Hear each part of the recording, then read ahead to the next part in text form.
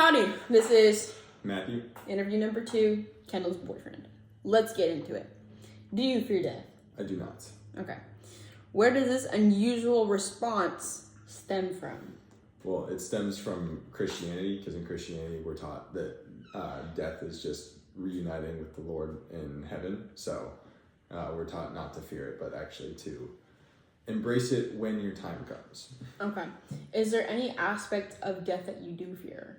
Maybe not like death itself, but is there any aspect of it that you do fear? I mean, obviously I love the people in my life, and I'm quite happy with my life because of the blessings that are in my life, and so I don't want to lose those, but I also understand from a religious perspective that those are gifts from God given to me for my life, and they're not meant to be my life, if that makes sense. Yeah, it's interesting because in class we had a lot of responses of people that did not fear death, which is actually quite the opposite of what was expected to come out of like that question, do you fear death? Mm-hmm. And a lot of people were afraid of maybe like the burden it would put on their families financially or like emotionally. They were more scared of the effects of their death on others than they were actually their own death itself, which I thought was very interesting. That is interesting. Yeah. How does your lack of... Oh, well, you kind of already answered this previous question, that your religious perspective has influenced your views of death. Is there any other reason as to why Christianity has like influenced your view of not being scared of death? Like other than the fact that having a relationship with him will ultimately lead you into heaven or something like that. Like, does it teach you to like not fear the pain of death, or are there any other aspects of death that it teaches you to not be afraid of? Well, it teaches in Christianity, it teaches you that our life and everything in it is a gift from the Lord, and so He is the one that's designed our lives. He's the one that's provided everything for us.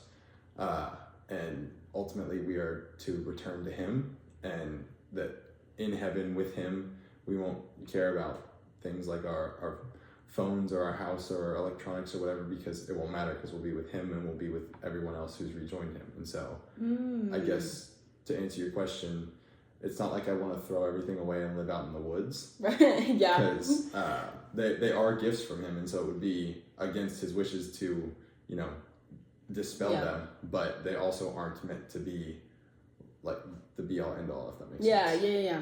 Which actually in class today we were talking about how a lot of people have like a materialistic viewpoint of death and like a fear of losing what they have. So it's really interesting for your perspective that what you have isn't like, I don't want to say like rightfully yours, because it like is yours, but more of like it doesn't matter because it's gifted to you by God. Right. Like that's a very interesting standpoint. How does your lack of fear affect your perspective on life and your actions? It doesn't change my actions from a risk-taking standpoint, because like I said, I live a very blessed life. Yeah. I will be the first to acknowledge that. And so that's not the reason why I don't want to die. Obviously, I don't just like want to die because like of right the things now. I have. Yeah. But I recognize the ways that the Lord moves around me, and so I want to live for Him. And in the Bible, we're told of like the parable of talents, where you have God has given people gifts, and He's given you them for a reason. And so if you choose not to use them, you're choosing to disobey, right, or not live to the potential that God intended you to. Right. So it's sort of the same principle of we're promised in death reuniting with God. Yeah. But that doesn't mean that we go kill ourselves immediately. Oh, right. So, like to sum up your answer, would you say that your lack of fear of death more affects your actions to strive for the Lord and like strive to solidify your like how you'll end up eternally after death than like necessarily your actions that may have like reckless intentions? It's less of risk-taking actions and more of actions to solidify your relationship with God and utilizing your talents to make your life better and solid and what the Lord has for you. Yeah, every day and everything in it is a gift from the Lord, and so I like to live those to the fullest because they're gifts from the Lord. Okay, but not fullest in the sense of like party every night and do all that, but like live to the fullest of what God has planned for you. Yes. Got it. Yes. Okay. How does your lack of fear affect your relationships with others? Well, it doesn't mean that I want to take risky actions that would endanger myself or others. But I think my lack of fear stems from God, but my belief in God and my following of God does affect my viewpoint of others and my relationship with others. Okay, so your viewpoint of death doesn't affect your relationships with others, but your faith and relationship with God does. Yes. Okay, very interesting standpoint. Just a little side question because I'm interested. What words do you use to describe death?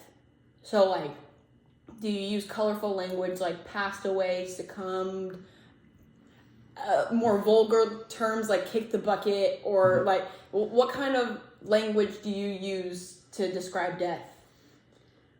Honestly, that's an interesting question because when I talk about like my great-grandmother, she passed away. That's always the term that I've kind of subconsciously used. Someone close to you. Yes. Okay. And that's honestly probably because my mom used that term a lot. But when I talk about somebody that I didn't personally know, I would say that they died. Or if they like died prematurely, I would say that they died. But if they died of old age, I usually say passed away.